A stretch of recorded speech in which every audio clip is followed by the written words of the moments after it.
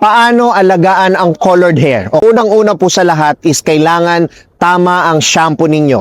Okay, ano ang shampoo na gagamitin ninyo? Siyempre, walang iba kundi ito. Okay? Fora. Okay? Fora.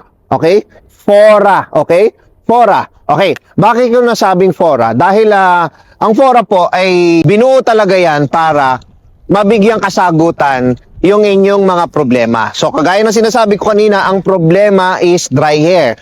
So, ang Fora po, ang gagawin ninyan is para maiwasan ninyo ang dry hair, para mabigyan solusyon ng dry hair, para matuldukan ng problema. Dahil sa problema, nagsisimula ang hirap sa pang-araw-araw. Okay? Medyo malabo yon pero alam ko naiintindihan ninyo dahil matalino kayo. Okay? Pero yun lang muna. Marami pa tayong video gagawin. Maraming salamat sa inyo. Habang lumalayo ako, alam ko napapakinggan ninyo pa rin ako dahil napakaganda ng mic na ginagamit ko. Andito tayo ngayon sa Amsterdam. So enjoy lang muna natin itong moment na to. At yun lang po. Maraming salamat sa inyo. Thank you so much. God bless. Bye-bye. Fora! Fora all the way. Bye-bye.